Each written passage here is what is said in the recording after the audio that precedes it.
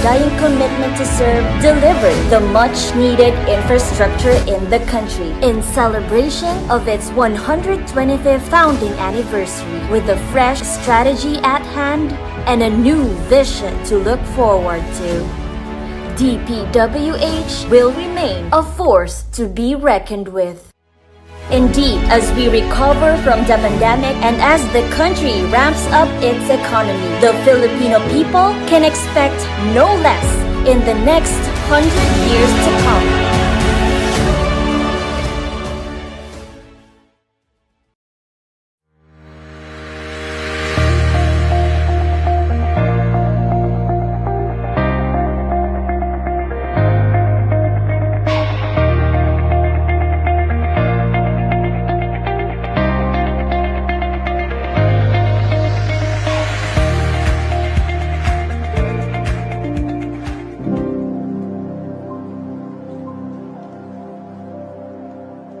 Ako si Digos-Makar, DPWH sa Bagakay.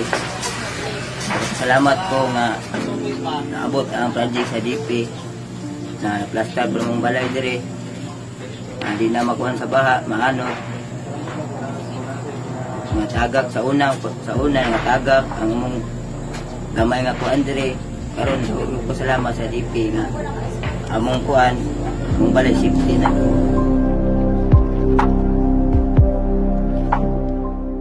Salamat sa DPWH.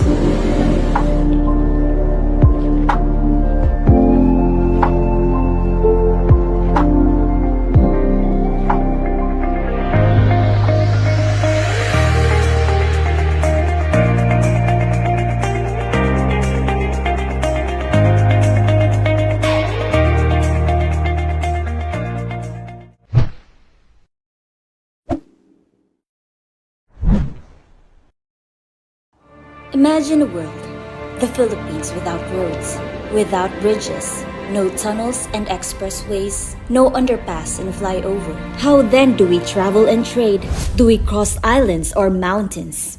More than a century since its inception, the Department of Public Works and Highways has been paving the way for Philippine progress, making it thrive the way we know it today. 1898 marked the birth of then Department of War and Public Works, one of only 4 departments created with the rise by the Philippine Revolutionary Government 11 days after it declared independence. From then on, a series of reorganization transformed the infrastructure agency known today as the Department of Public Works and Highway, created by EO 124 series of 1987. A total of 43 esteemed gentlemen has taken the helm of the department, from Baldomero B. Aguinaldo as the first secretary to Secretary Manuel M. Bonoan as the incumbent.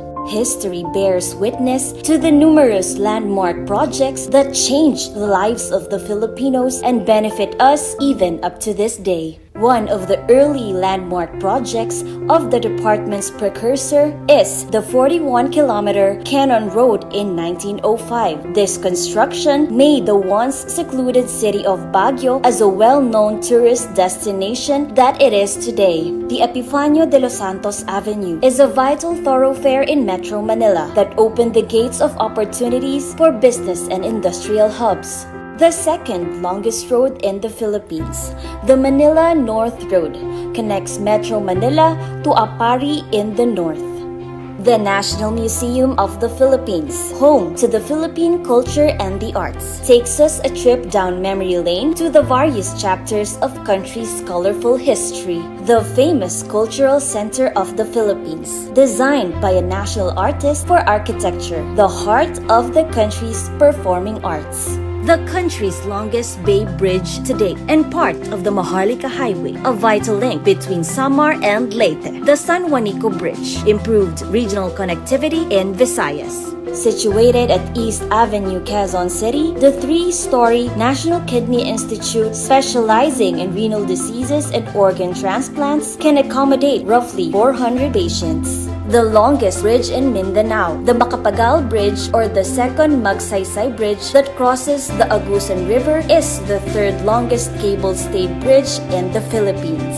The towering Agas-Agas Bridge, the tallest bridge in the Philippines, spared the motorists of southern Leyte from landslides during heavy rains. The highly urbanized Iloilo City is a sanctuary for biodiversity through the longest linear park in the country, the 9-kilometer Iloilo River Esplanade. The battle-scarred Marawi City, after 5 months of armed conflict, slowly recovered its lost glory through Marawi Transcentral Road, the world-renowned island of Boracay, a haven for local and foreign beachgoers, made even more accessible with Boracay Circumferential Road.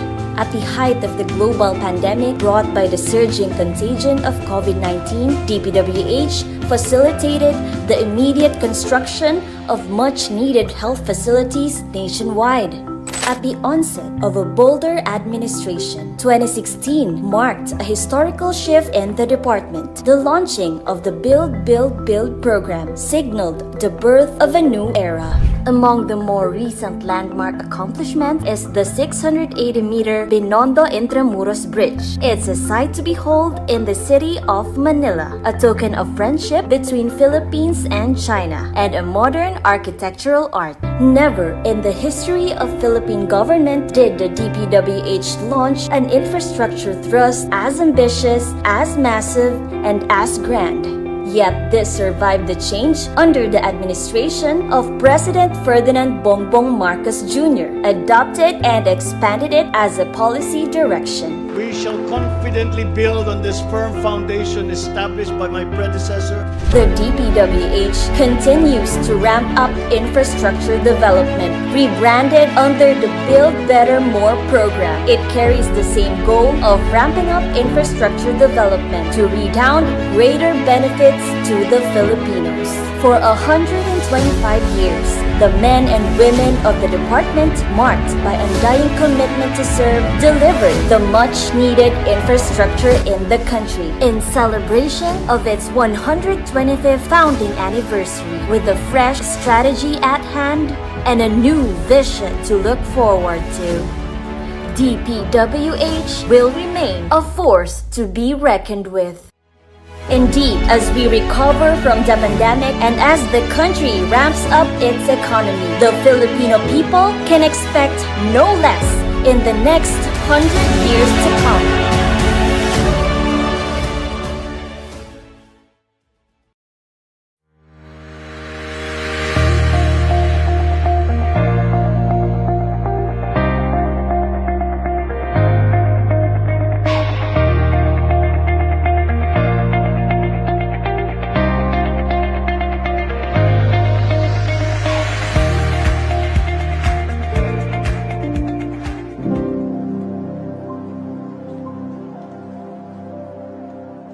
Ako si Sultan po sa Bagakay. Salamat po nga naabot ang project sa DP na plastar po mong balay dire. Hindi na makuhan sa baha, maano.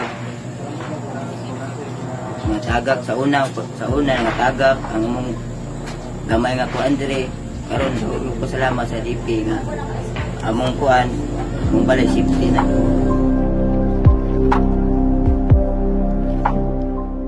Salamat sa DPWH.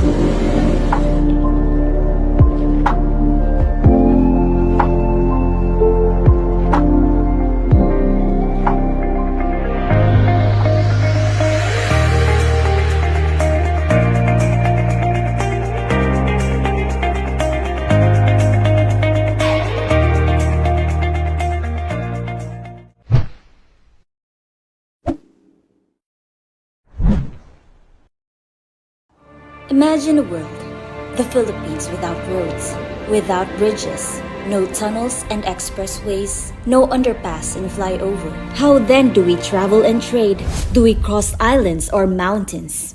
More more than a century since its inception, the Department of Public Works and Highways has been paving the way for Philippine progress, we'll now making start it the thrive the way procurement we know activity. it Good today. morning to all of us. 1898 marked the To birth start of with, then may I Department of ask War Engineer and Bon Public for the Works, prayer. one of only 4 departments created with the rise by the Philippine Revolutionary Government 11 days after it declared independence. From then on, a series of reorganization transformed the infrastructure agency known today as the Department of Public Works and Highway, created by EO 124 series of 1987. A total of 43 esteemed gentlemen has taken the helm of the department, from Baldomero B. Aguinaldo as the first secretary.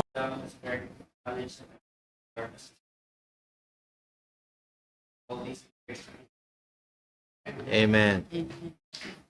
Thank you, Engineer Bon. For our attendance, may I ask the Back Secretariat representative to please read the attendance for today's activity. Good morning, everyone.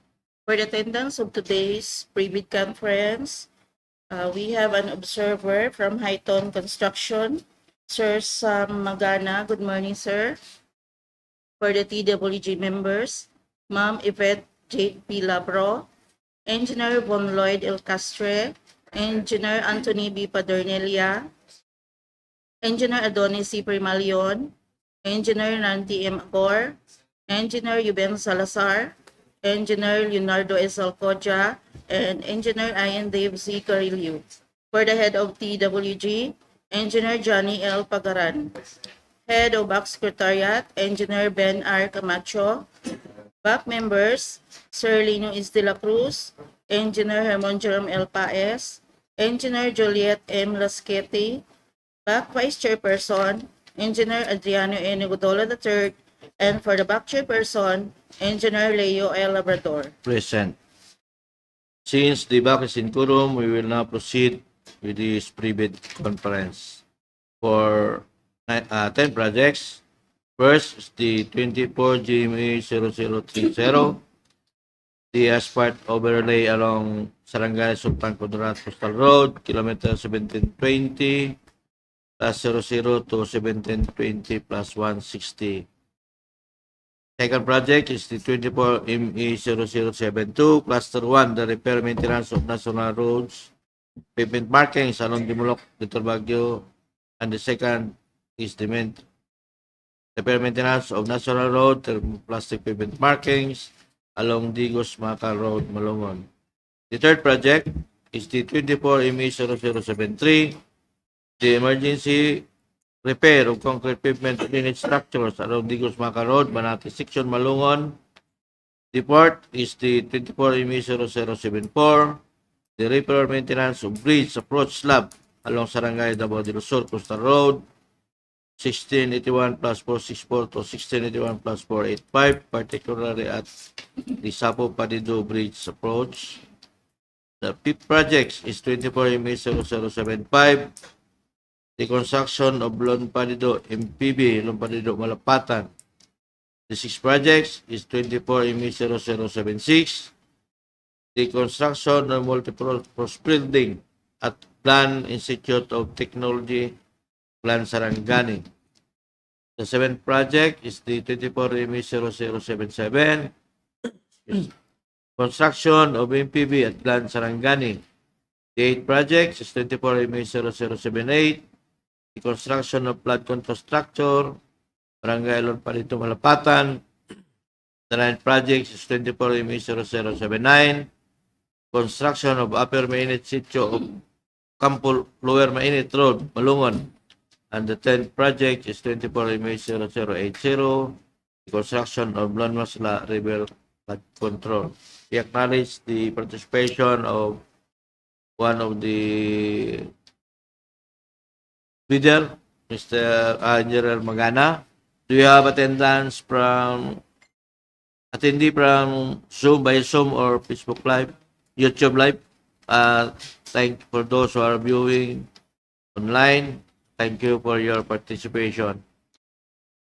For the details of these proposed projects, we ask the Back Secretariat to please read us the details of these projects.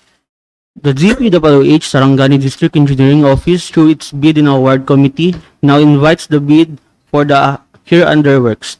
The first project, Contract ID number 24ME0030, Contract name, Asphalt Overlay along Sarangani to Sultan Kudarat Coastal Road, kilometer 1720 plus 00 to kilometer 1720 plus 160. Scope of works, 2-lane asphalt overlay outer lane. ABC 3,702,440. Contract duration is 90 calendar days. The second project is contract ID number 24ME0072, Cluster 1. Contract of name, repair maintenance of national roads, thermoplastic pavement markings along Demoloc-Little Baguio-Alabel Road. Repair maintenance of national roads, thermoplastic pavement markings along Digos-Makar Road. Location, Alabel and Malungon, Sarangani Province. Scope of works, thermoplastic pavement markings white, thermoplastic pavement marking white, thermoplastic pavement marking yellow.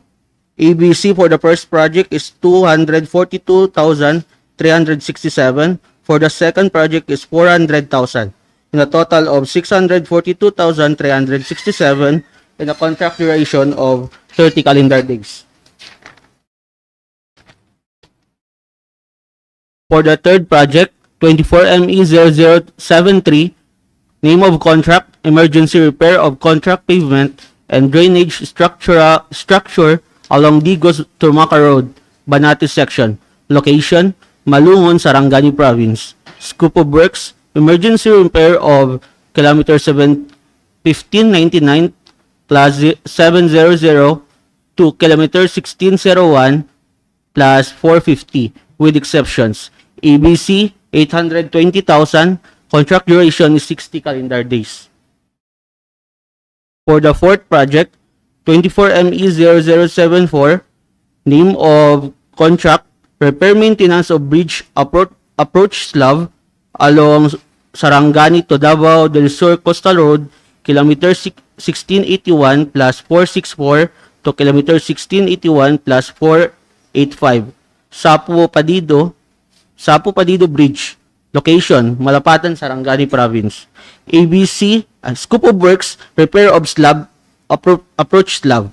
ABC, 400,000. Contract duration is 45 calendar days. Fifth project, contract ID number 24ME0075, name of contract, construction of Lone Padido, multi-purpose Lone Padido.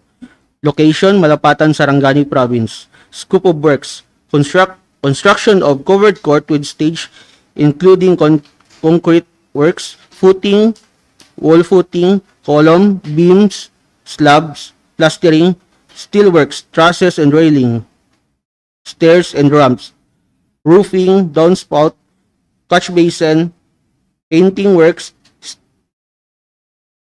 steel structure, ceiling and concrete, tiles works, comfort rooms and dressing rooms, plumbing works, septic vault, ceiling works, stage, electrical works and lighting fixtures, and 2 unit of retractable basketball ring.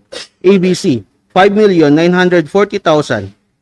Contract duration is 150 calendar days.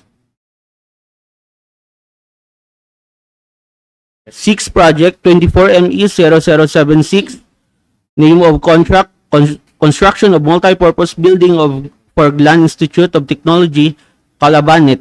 Location, Glan, Sarangani Province. Scope of works, construction of 2-story building, 4 classroom school building including construction, concrete works, electrical works, plumbing works, masonry works, painting works, glazed and unglazed tiles. ABC, 9,900,000. Contract duration is 210 calendar days. Seventh project, contract ID number 24ME0077. Name of contract, construction of multi-purpose building. Location, Glan, Sarangani Province. Scope of works, construction of 3-story, 11 offices, multi-purpose building including concrete works, footing, columns, beams, and slab, masonry works, board works, steel works, roofing, door, window, painting works, plumbing works, septic vault, water pumping system, water tank, cistern, and electrical works. ABC, 24,750,000. Contract duration, 300 calendar days. 8 project, contract ID number 24ME00078, name of contract, construction of flood control structure, Barangay Lon Padidu, location, Malapatan, Sarangani Province. Scope of works, construction of station 0 plus 000 to station 0 plus 420, total of 420 linear meter. ABC, 49 million, contract duration 210 calendar days.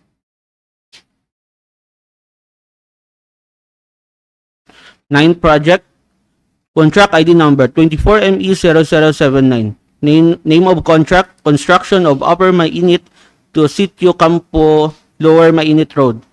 Location, Malungon, Sarangani Province. Scope of works, construction of 4.17 km concrete roads with 6.10 meter wide, 230 mm thickness. Approved budget of contract, 49,500,000. Contract duration, 210 calendar days. For the last project, contract ID number 24ME0080, contract name, construction of Lunmasla upstream flood control. Location, Malapatan, Sarangani Province. Scope of works, construction of 221 linear meter of slope protection structure. ABC, 96,500,000. Contract duration is 300 calendar days.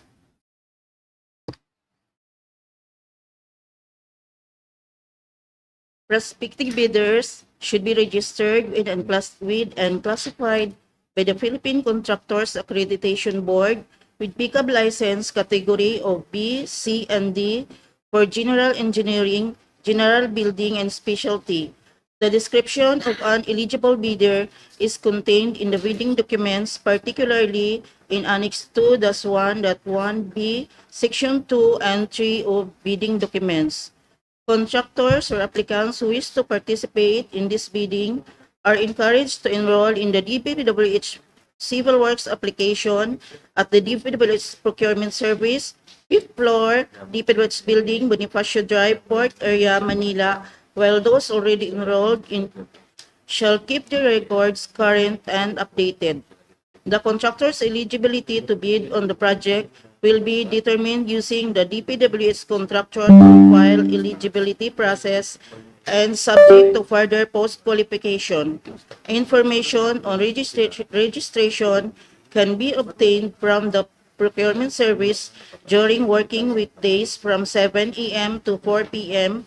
or at the DPWH website www.dpwh.gov.ph. Bidding will be conducted through open competitive bidding procedures using non-discretionary pass or fail criterion as specified in the 2016 revised implementing rules and regulations of Republic Act 9184, otherwise known as the Government Procurement Reform Act. The contract shall be awarded to the lowest calculated responsive bidder who was determined as such during post-qualification.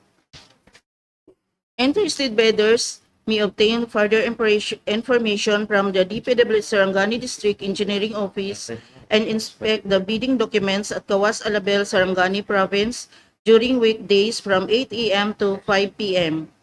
A complete set of bidding documents may be acquired by the interested bidders on February 22 to March 12, 2024 from the address below and upon payment of the applicable fee for the bidding documents pursuant to the latest guidelines issued by the GPPBB in the amount of 1,000 pesos for items 2, 3, and 4, 5,000 pesos for item 1, 10,000 pesos for item 5 and 6, 25,000 pesos for item 7, 8, and 9, and 50,000 pesos for item 10, and may be refunded in accordance with the guidelines based on the grounds provided under Section 41 of Republic Act 9184 and its implementing rules and regulations.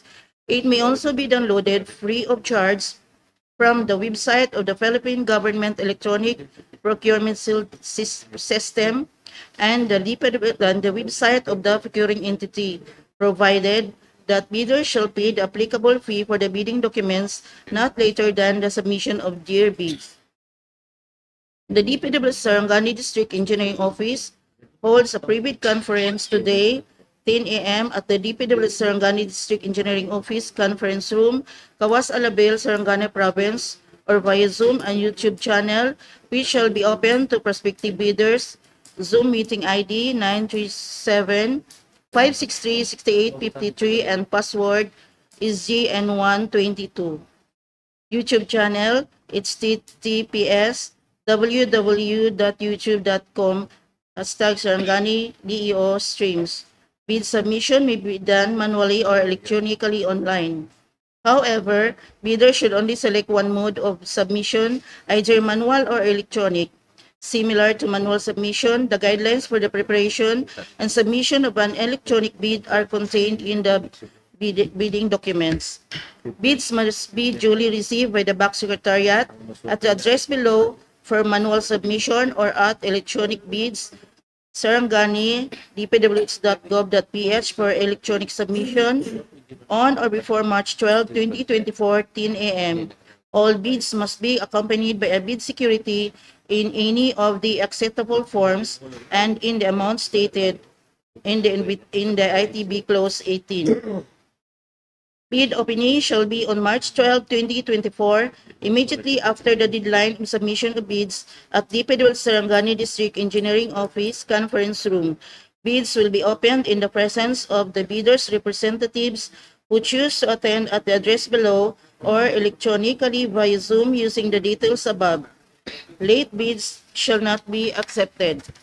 The DPWH Sarangani District Engineering Office reserves the right to reject any and all bids, declare a failure of bidding, or not award the contract at any time prior to contract award in accordance with Section 41 of RA 9184 and its IIR without thereby incurring any liability to the affected bidder or bidders.